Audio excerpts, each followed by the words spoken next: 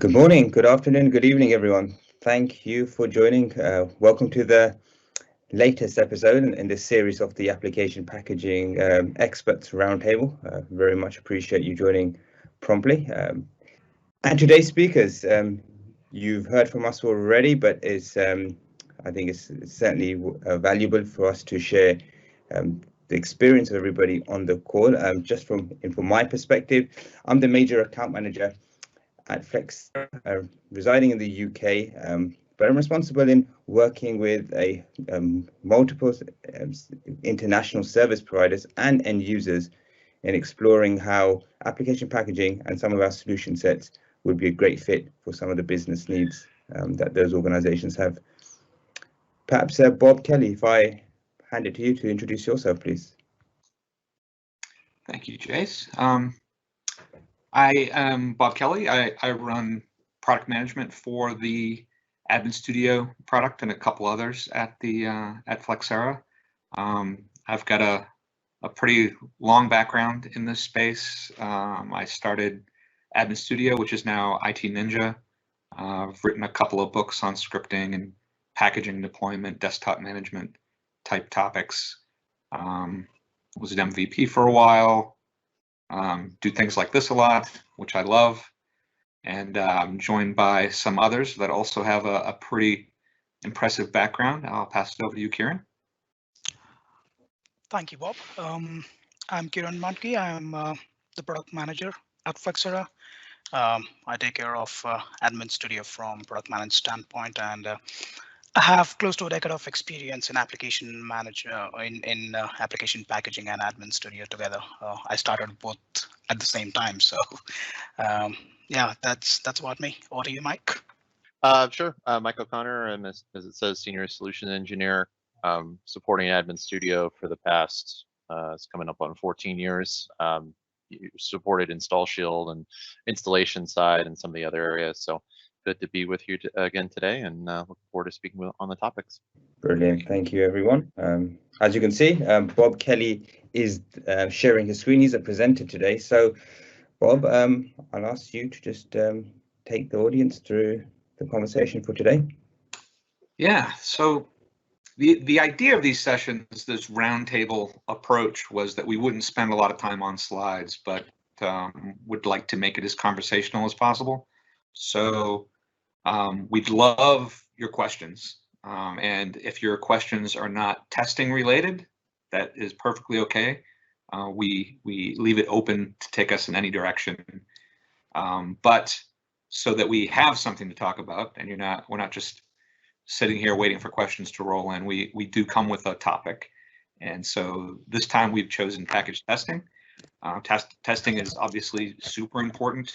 The things that you can do to lower your risk are critical in terms of being able to get a package out that isn't going to hurt the reputation of your team. One of the things I always say is, packaging, it's complicated work. Some tools can help make it easier, can help reduce the risk, but a lot can go wrong. And the worst thing for a packaging team is to get noticed, because really, if you're doing your job well and flawlessly, then people just come in. They always have the latest secure version of the applications in their environment, and everything works flawlessly. And as soon as you deploy an update that goes south, and they find out that some mysterious group of people in the night are deploying changes to their workstation, then you're suddenly the boogeyman that could be blamed for any number of problems, from slow logon to spell checks not working right. Probably those guys that send applications around at night. So if anybody not talking could go on mute, we're getting some background noise. So to discuss testing, I broke it up into a couple of sections that I thought would be kind of a logical way to run through it. But it is just critically important and often overlooked. Some people spend very little time on testing, and some people spend a lot of time on testing. Packages take longer as a result, but lowering the risk, the more you invest in testing, is paramount. So types of testing. The first is the requirements analysis. You got to look at the application and its requirements, its dependencies, what versions of Windows is it compatible with, and so forth, and decide, do you have the right version and how are you going to go about deploying it. Deployment and launch validation. Obviously you run it from the command line and see if it works, but that's not good enough. Anybody that's done this, done probably more than a couple dozen packages, has run into a case where it worked fine for me, but when I deploy it through config-man or whatever, it comes up and doesn't work the way it's expected, or because I was an admin when I tested it and this is a regular user and they're testing it, it's just not the same thing. So you really do need to make sure that the deployment actually works. And then once you are satisfied with that, then it's time to start getting it in the hands of people that understand the application, right? So they're going to actually launch the application and see that it works. That's great, but that's certainly not a measure of success. It's, does the application perform as expected, and do other applications still perform as expected, or did you introduce a problem that may exhibit itself outside the application you're focused on? So that's the high level run through of types of testing that I kind of wanted to start with, and I'll open it up to the guys to interject now, so I'm not just rolling through it. Who's got something? Kieran? Yeah, so I had this thing on the launch validations. One is one way of looking at it would be, hey, are my command lines good? And is the installation silent and all? But there is another angle that I also look at is with respect to the launch conditions within the package itself. Now, let's say you got a package, right? And you've still got some old, let's say Windows 7 or Windows 8 machines lying in your machine. There's a good possibility that launch condition within the package would not allow you to install on that. I'm sorry, install on those older versions, right? So that's why, as a part of requirement analysis, I think it's really important for you to figure out where are you going to deploy these, and as a way to deal with this kind of things, you might have to get into the package and maybe take off the launch condition. It's possible, if you know the MSI tables and if you know the details, you can just use any tools like Orca or even Install Shield or any of those tools. Get into the package and you could just remove the launch conditions. Now you have made your package platform agnostic. It can just install on any of the machines. There is also a reverse way to this. For example, you have some really old line of business application, which is not in development anymore, and it had mostly stopped for Windows 7 or Windows 8. Now you're not able to install it on Windows 10, right? Because those launch conditions were not updated to add Windows 10, right? So even in those cases, you can get in and remove the launch conditions, and now once again take that old application, install on the new platform, or take the new application and install on the old platform. So like you said, Bob, I think each application has got its own way of dealing with it. The testing might change depending on your requirements and how the package is built itself. Yeah. Now, since we are talking about the launch and all, I just thought that came to my mind, and I would love to hear if there are any questions around if there are any launch condition related testing that any of our audience perform in their labs or in their environments. Yeah, because it's potentially dangerous, right? Because you're taking off protection that you don't do something wrong. So it does really take itself back to the whole testing and the need to test. And if there are 80 different flavors of images across your environment, like maybe you have an HR image and a whatever the different types of systems or groups of applications, then you need to make sure you're testing on a representative set, or dedicated pilot systems that just have everything on there so that you can maximize your opportunity to see a problem. I think that's a great point you made about it's dangerous because it's quite possible sometimes that some of the functionalities of the package are dependent on the operating system that you're installing. So let's say, just for the sake of having a successful installation, you drop the launch conditions and you are, let's say, successful in installing, the package may not be functional at all.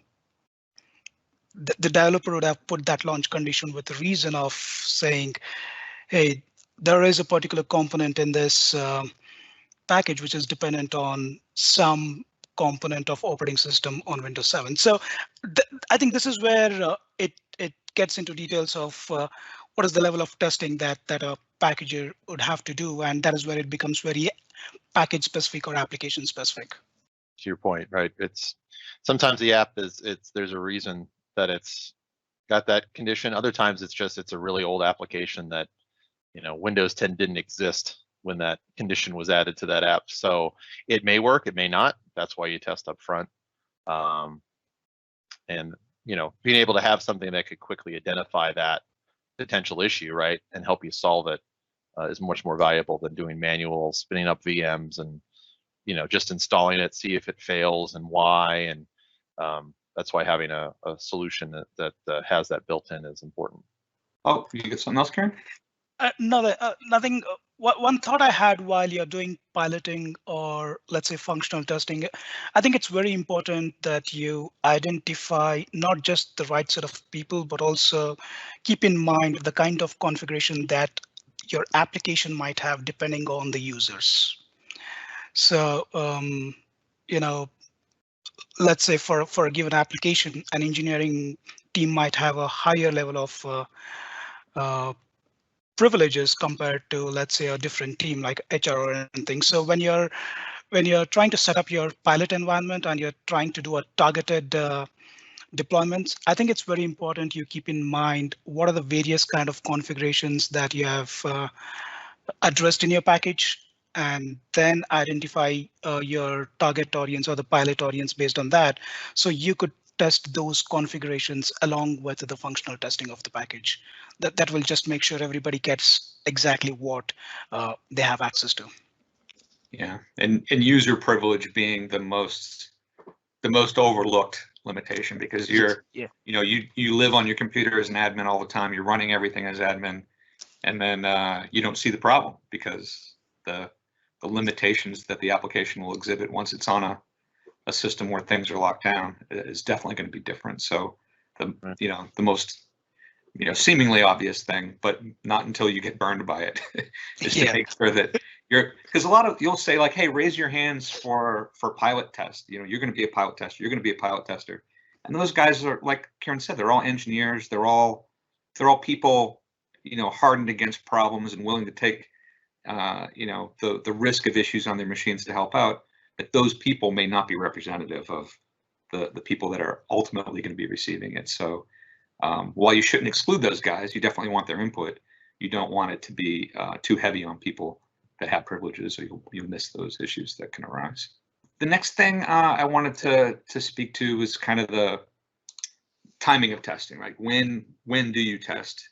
And this is by no means meant to be comprehensive. I'd love for you to use the QA to point out anything we're overlooking or should elaborate on. But we talked through it quickly, and at a high level, we think the first thing you do, like we've been saying, is identify the targets. Where's it going? What potential problems you're going to run into as a result? If it's browser dependent, is that browser on all the machines? Is the same version of the browser on all those machines? Or you've got .NET, Java. There's plenty of things that could be problematic that you can identify up front just by understanding your environment, taking a look at that application and its requirements, and there's some easy assumptions you can make about where things could go south. Then make sure at the command line it works as expected. This, as a packager, everybody does this all the time, right? Let me try this command line. Let me try that command line, and then, oh, I got my silent install. Very good, and that is a very legitimate, basic test to see, a dialog box doesn't pop up at the end that requires acknowledgement, or, sometimes you want a progress bar because you want the customer to see what's happening on their system, that something is happening, that's known and planned. So you might have the PowerShell deployed toolkit providing a whole UI to updates, or you may not. So these are other things that need to be incorporated that are unique to the decisions you've made to manage application rollout in your environment. Then, does the deployment work as expected? Like we said, that deployment testing, I didn't just run it at the command line. I saw that was good. Now I pushed it to a few machines, and I'm seeing that it did silently install. It is showing up as present on that system. And then once we have that, we need that functional testing and make sure it works as expected. And as Karen said, on the last topic, application specific is really pretty key here, right? So if you run into a problem, say, and this will happen, problems will sneak through, and some function of an application that you deploy doesn't work as expected because you missed it. That's not the end of the world, right? Like we don't want to hurt that reputation of your team, make people worried by blue screening them or breaking an application. But these little things where things didn't go quite as expected are going to pop up from time to time. And the key thing is to have a process whereby you can document that and make it part of your functional testing the next time you roll out an application, particularly a new version of that application. If it's a application specific thing and this one feature we found didn't work one time, every deployment of that application you do in the future, part of its testing should be making sure that one thing that didn't work that one time doesn't bite you again. Fool me once, fool me twice. So don't let yourself get burned by the same problem twice by not having a process where you can learn from your mistakes and track that at an application specific level. I have a very specific example here, since we are talking about application specific. Great. And we did speak about it just some time ago. I don't know if anybody would have noticed this when you install Chrome, right? You'd see that it makes an entry into your firewall configurations and adds an exception, and that's an inbound exception. Now, until you go and accidentally find it, you'd not know that Chrome is doing something like this behind the scene. And this is very risky. What it actually means is Chrome is opening up itself to all the inbound traffic from outside. And since it's been added as an exception in your firewall, there are technically no restrictions. Anything can come and hit Chrome from outside. So that is very, very risky for your environment. That can open up a lot of vulnerabilities and attacks. So these kind of things are where it's very specific to application. Like Bob said, I think the key is to learn from this and then documentation. Documentation is going to help you to not to forget handling of firewall exceptions when there is a new version of Chrome that you'd want to deploy in your environment. Now, the tricky thing about this is, let's say you go and remove, you can just get into firewall and remove it, or else as an IT admin, you could also run your policies to remove it. But let's say there is a new update available, you send a new update, it gets added again. So these are very tricky situations where you should be very aware of how do you want to deal with, and that should become the part of your testing, and also make sure it's all documented pretty well. That is one specific example I thought would be interesting to share. And I've heard, though I haven't seen it or tested it myself, but I've also heard that Firefox also does the same thing. And these two are found on enterprise machines very, very often, or these are mostly the default browsers on enterprise machines. So you can understand how big the impact could be if these are not understood and these are not taken care of. Yeah, and it might be something where you can't get around that. Being a browser, it does have to have kind of almost, but to know that those requirements up front, to have that awareness, and in that case, make sure the security team knows that, okay, we do have this application that has this exception. Are we good with that? And if we need to shut that down, you know, if there was some type of attack or something that they'd know, oh yeah, that's another spigot we need to close off for, you know, just to be aware of. So. Yeah. And speaking of Chrome, just, you know, things not working as expected, right? It was only, I think, 2 weeks ago where the new version of Chrome came out and it wouldn't install silently. You know, they remedied it, I think, in a day or so. But, you know, even version to version, you have to test. You might know what the command line is supposed to be and what to expect, but until you test it, you know, it may not be your fault. It could be Google in this case. I remember there was a few years ago, I think it was a Firefox version that corrupted the configuration, I think, if you had it on your machine before. And so it broke a lot of other people's existing, and we were, you know, one of our solutions, we help patch organizations, and we actually detected it through our testing and alerted Mozilla, and they fixed it later that day, but we held off on distributing it ourselves because we did that functional testing and we found out there was a problem.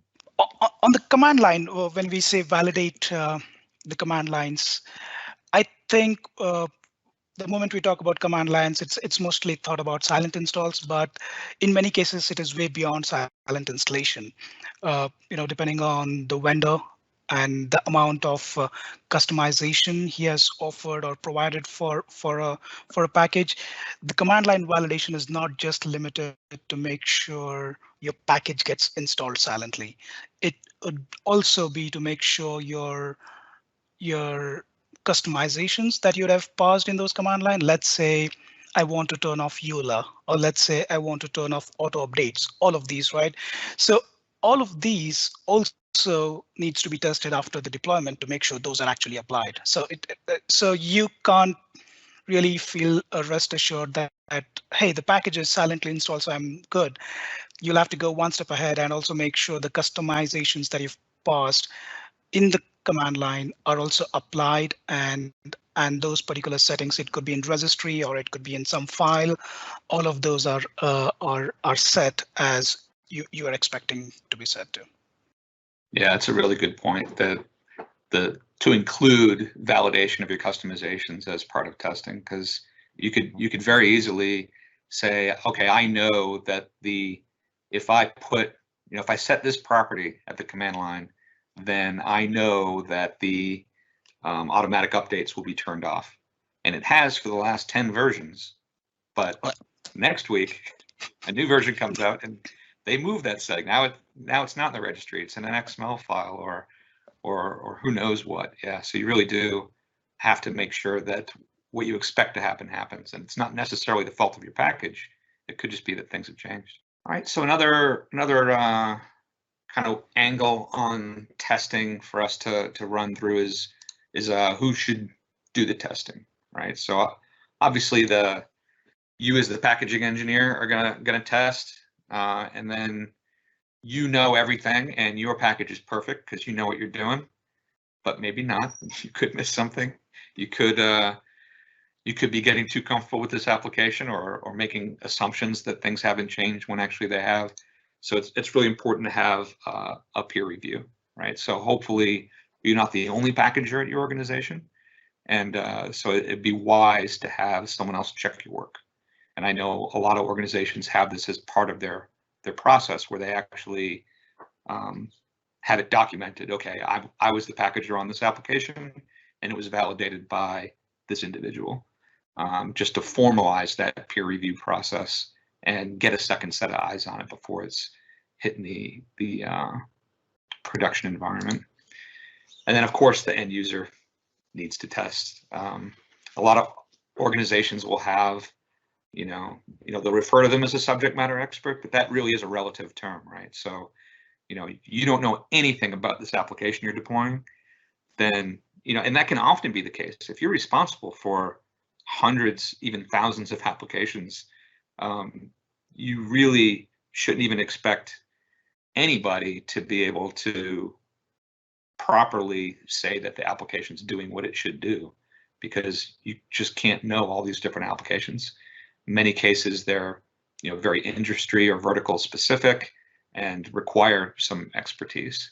So somebody who knows more than you should test it. They don't have to be a subject matter expert in the product, but a lot of organizations will have a responsible person or two for any given application. And sometimes that person's also responsible for recommending updates or being subscribed to newsletters and alerts to find out that there's a vulnerability associated with it or a critical update of some kind that needs to be deployed. Or maybe there's an update that if you were to deploy it would break functionality that you're currently dependent on. Somebody that doesn't use that application and know that application wouldn't be aware of that problem and wouldn't know to watch out for that problem. So it's very important that you have end users testing, but not just any end user with regular permissions on a typical system, but somebody that knows the application well enough to give you the confidence that you have a successful package in your hands. Yeah, what I've generally seen in this case, generally packaging engineers complaining is, hey, I tested in my machine or in my environment and it was perfectly fine. I didn't have any issues and I deployed it.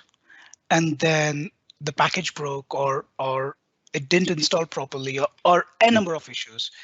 So what I've understood is that there is, it's not about just what you test, it's also on where you test this. Generally, what I've seen, package engineer could just spin up a VM, which is absolutely clean, and takes his packaged application or package, put it on the clean VM, install it, and it looks all good, and is happy that the package is good.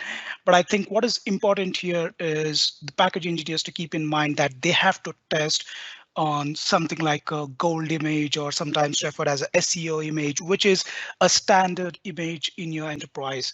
It has got all the set of policies, all the set of restrictions and all of that. And that is the image that you want to test your package on. And that is what is going to give you the correct results. And always make sure, I think Bob covered it in one of the previous slides, that always make sure you run your package in the user context and not in the admin privilege or not in an elevated account. Now that would also not give you the correct results. So you have to make sure the application, the machine on which you're testing your package replicates the machine and the user, a typical machine and a typical user in your environment, to give you the right set of results to get a confidence that the package is good for deployment. Yeah, you need that combination, and it's easy to overlook something like service pack level or updates that are happening in the background that you have automated outside the application process, but they could still definitely have an impact on the success of a deployment. Go ahead, Karen. You got something? No, on the peer review, I think you're right, Bob. In a couple of discussions that I had with some of our customers, they have this process set where they make sure that the engineer who creates the package is not the one who tests it. And I've also heard from them that that process has got them really good results. So that point is really important, and it's very key to make sure the package quality is retained. A fresh pair of eyes can obviously find some new issues. And since you are the guy who has packaged it, you know all the details that you've put in the package. And it might happen to you, I don't know, subconsciously, that you might skip through certain things.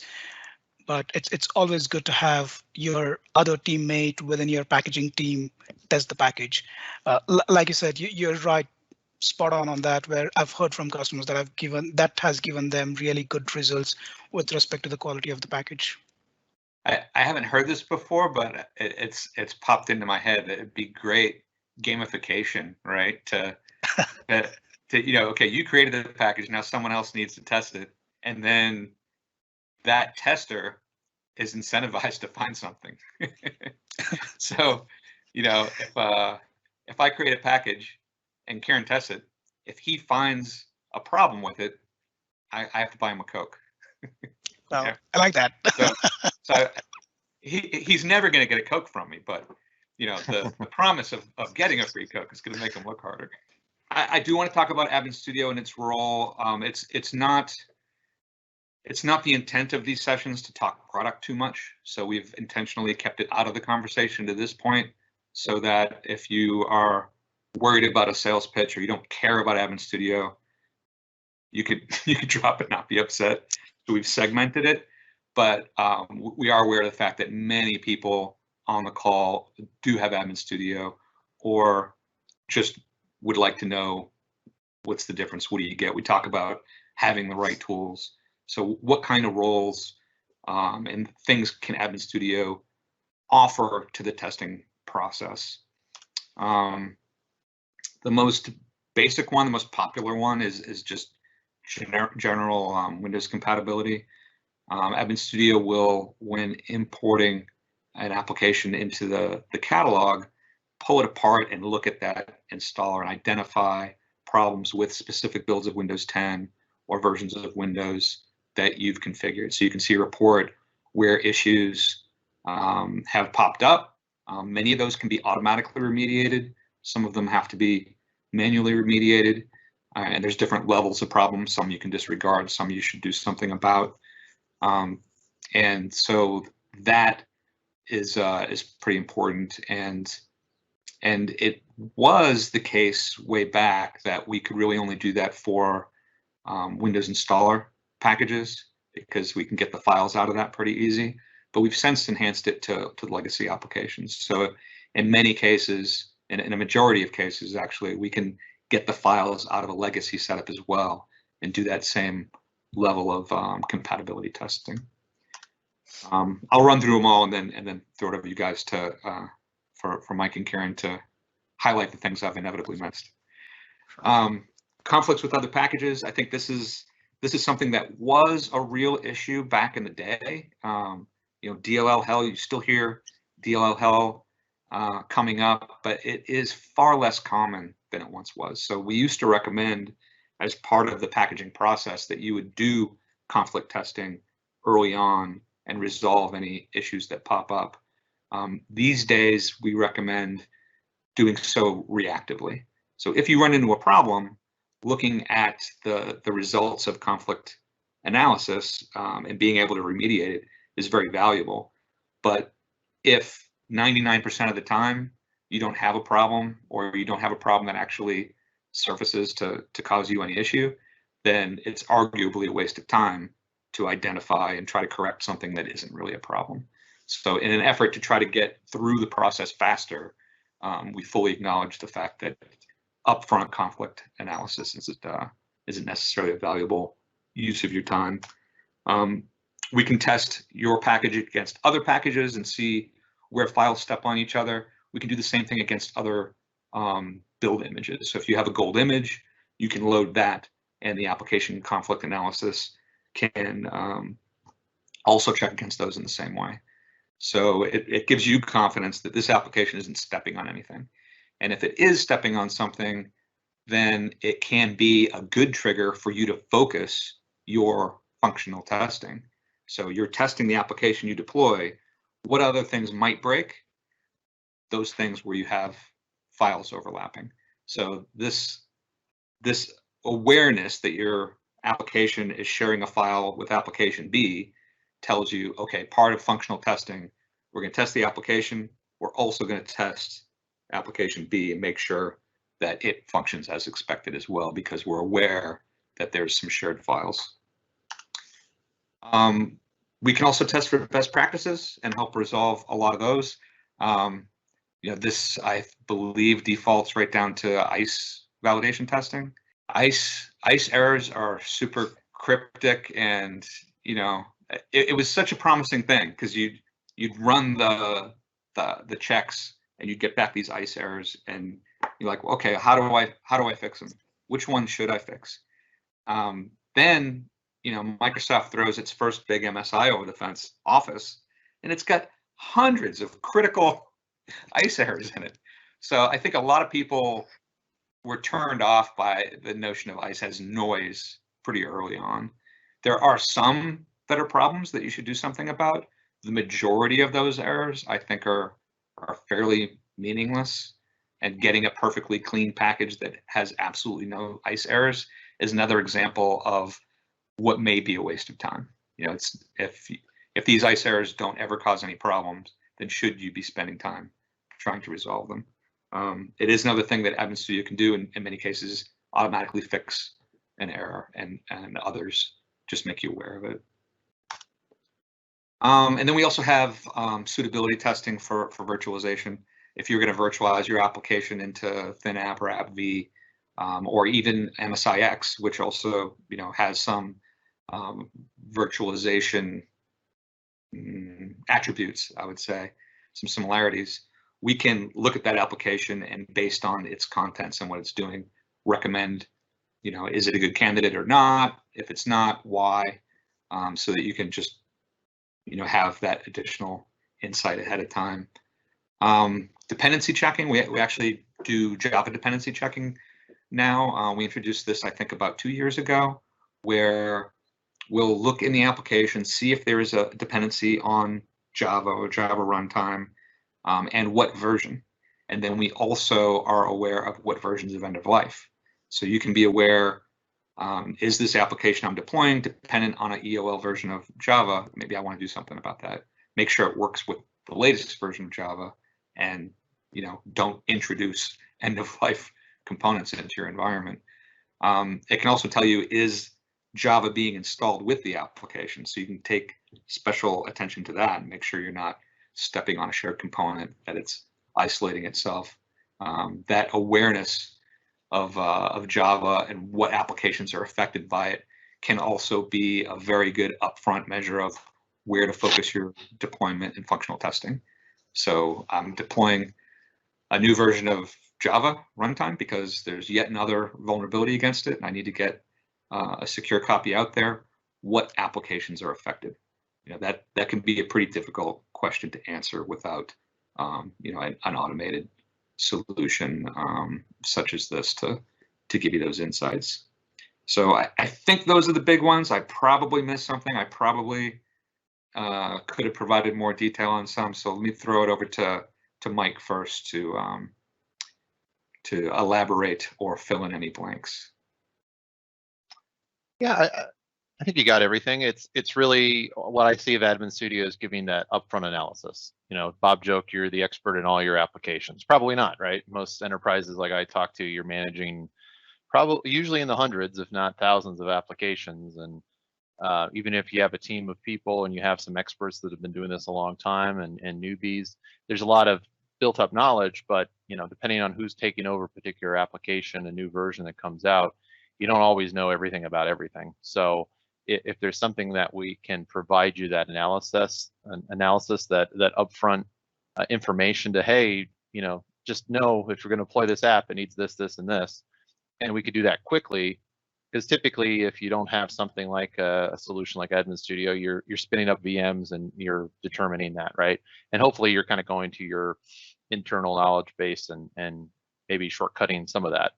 But if you don't have that, then you're just manually spinning up VMs, or you're hoping for the best. I've heard some organizations like, I don't have time to test, so I just configure it. Maybe install it once on a VM. It works fine for me, and then I deploy it, and then I'd rather fix the problems and break fix and have IT people remote in and fix it after the fact. But the larger the enterprise, the more people you have, finding the problems, identifying them, and configuring them so they're never a problem to begin with. Better customer satisfaction from your end users, and less time having to do that break fix testing. So anything that we could speed up that process of knowing what you need to do for this particular app and getting it in the right format and having it support everything that it needs to be, or having a reason, right? I wish I could virtualize this, but it's not going to work because of this, this, and this. Now I know, right? Versus spending hours trying to virtualize it and find out, oh, it's not a good candidate for MSIX because it's got a device driver, and it's just not going to behave in that format today. So having that upfront knowledge and be able to speed that up is key, and that's what AdminStudio allows you to do. It's something where you can get the best of both worlds, right? You don't have to spend lots of time going through complicated testing manually, but you also don't want to skip everything and just because I got to get these out the door, right? This gives you the best. You can get these things quickly out the door, but also give it the analysis that it needs, so you have a better feeling about you're providing rock solid installations to your end users. My thought here is the packaging or the testing that we discussed in last few slides. I look at them as mostly external to the package, the command lines or shortcuts or launching and everything. Now, how do you know what is wrong inside the package, right?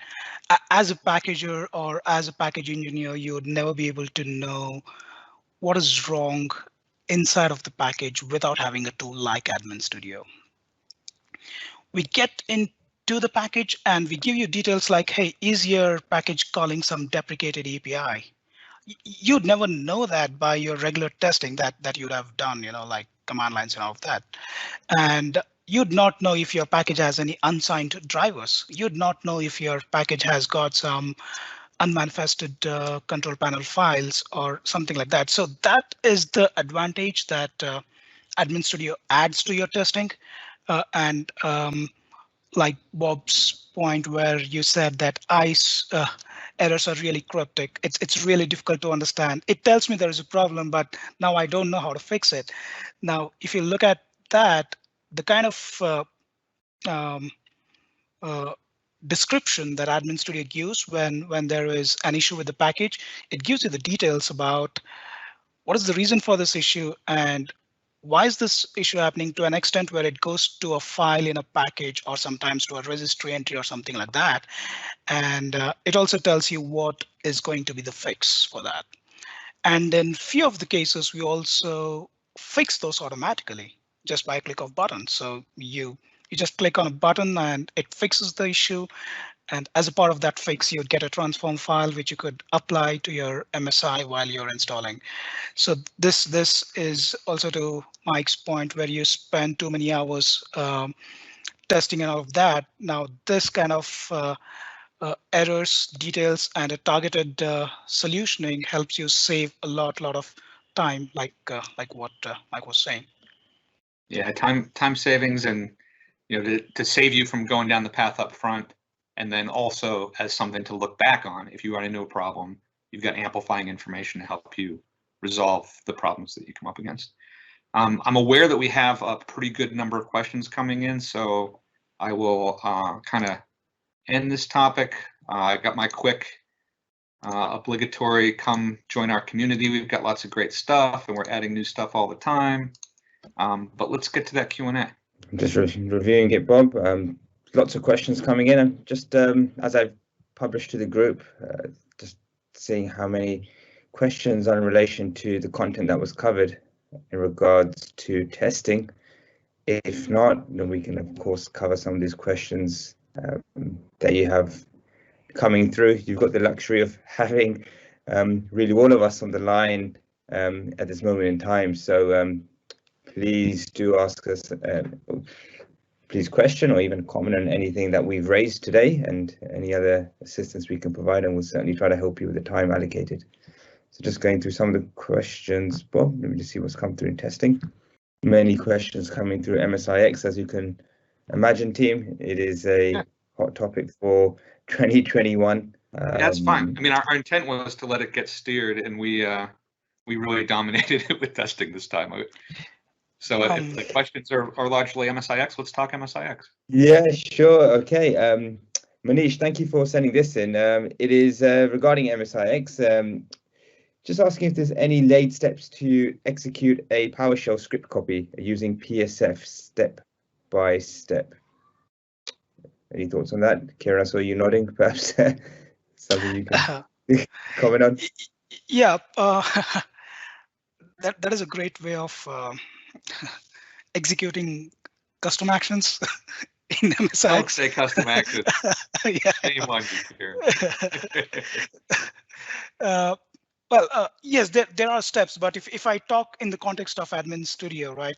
We released a very exclusive tool for editing MSIX just about a release ago. We call it as MSIX Editor, which would help you open up any MSIX files, make changes, make edits, and also create modification packages and all of that, right? So at this point of time, the MSIX Editor also helps you add PSFs or package support framework fix-ups, what they're generally referred as, into the MSIX.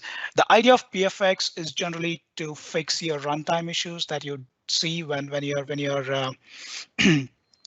installing MSIX, or when you trace your MSIX, you'd see that there are some runtime issues, compatibility issues, and PFX is the way of fixing those issues, right? So now there are about 4 to 5 out-of-the-box fix-ups provided by PSF.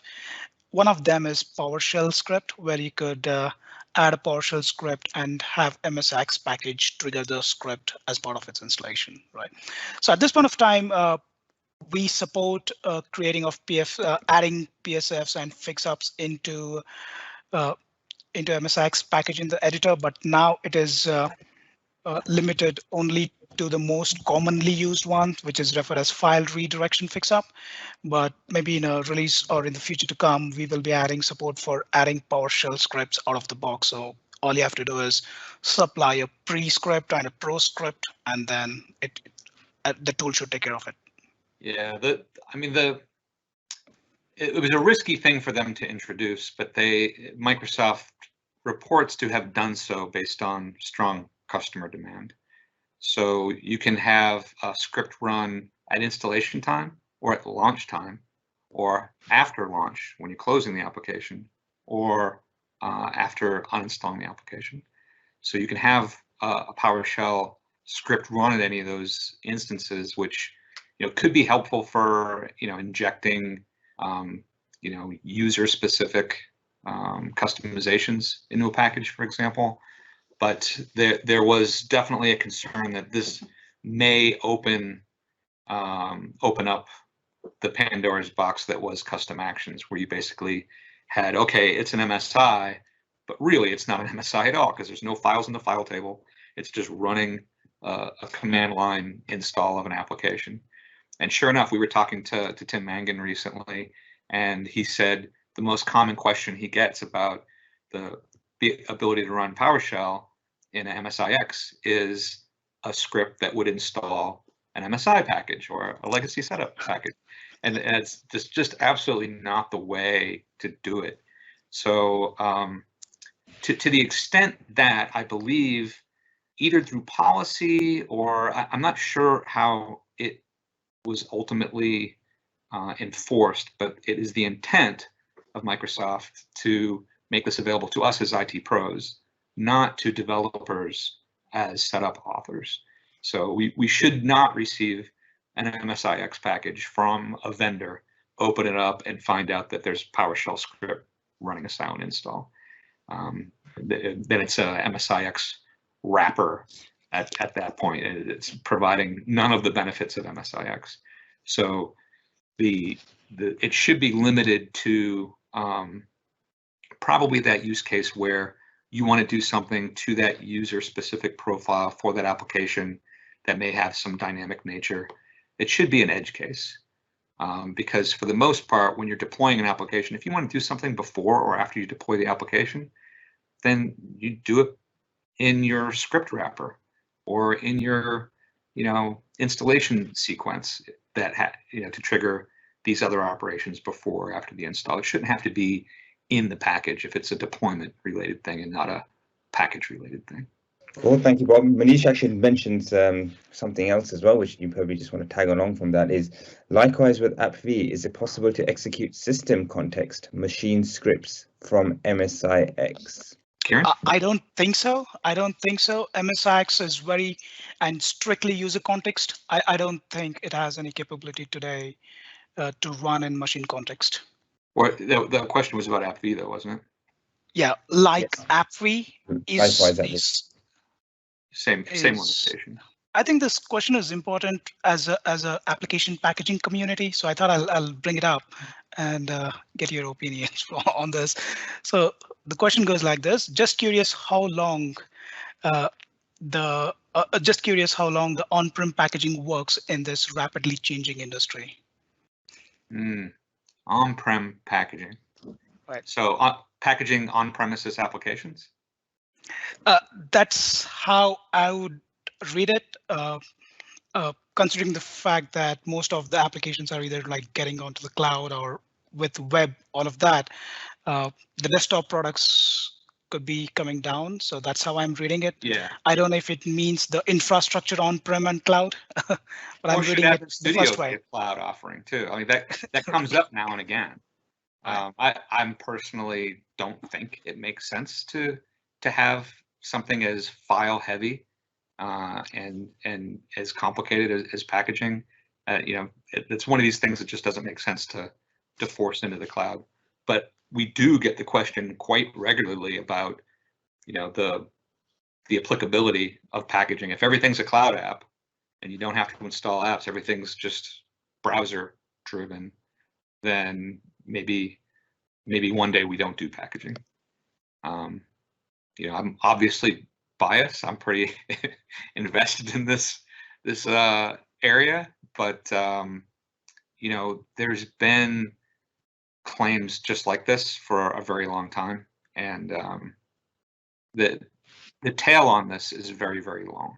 So yes, I do think that we will start to see less applications. I think a mature enterprise application, they have thousands of applications. They're not going to all go to the cloud in a year or 2 or 5. Now, where I think things are a little different is a new startup company. They decide they're going to use Google Docs, and they're going to, they can make a conscious effort to have as little on-prem applications as possible and maybe get that reduced to some degree. But there's still applications that just aren't there yet from a cloud perspective, or aren't possible for various reasons, that are very application and capability specific. But I acknowledge that cloud is becoming more popular and on-prem will become less over time. But I think that amount of time is so long that we really don't need to be too concerned with it today. We've got just a couple of more minutes. Another good question. Yeah, absolutely. Another question in regards to perhaps a bit more of a deployment perspective, team. So I'm curious about the team's thoughts on deployment. Microsoft Endpoint Config Manager versus Intune. It seems management is leaning towards Intune, but that seems much more limited on those outside MSI actions. So just as your thoughts and comments on perhaps the trend to move to Microsoft Intune going forward. Yeah, I think it's been accelerated because of COVID, right? There's so many people working from home that unless they're sitting on the VPN all day and have some good bandwidth, they can't be managed like they would be inside the DMZ. So Intune got a lot more attention that way, and the timing was good because Microsoft's been investing a lot in Intune and allowing it to work with Configuration Manager versus as an alternative to. But they've been very adamant that Intune is not a replacement for Configuration Manager for many years. But naturally, I think people have a hard time not looking at it that way because it's a different approach to some of the same problems, and it, and I think once you get your hands in it and see it's arguably much easier to manage, and particularly with so many people remote, we see that pickup on Intune very significant, where we've added support in AdminStudio so we can wrap applications into Intune Win. We can publish applications directly to Intune as part of your deployment packaging process. Even the other product I manage, Software Vulnerability Manager, we used to just publish patches for deployment through WSUS and Configuration Manager, but now we also do so through Intune. So I think for now it's going to be what makes sense for you and the systems that you're managing, but the days we live in right now, Intune is naturally pretty attractive. 0 minutes left. I'm getting the wrap it up signal. All right, I do have one more slide. We are going to do this again. We appreciate your time and your attendance and your interest. It compels us to keep doing them. So there's been a few. If you missed any, we've got recordings on the site. Our next one will be April 13th, and we're going to focus more on Configuration Manager and packaging, the decision between using the package model or the application model.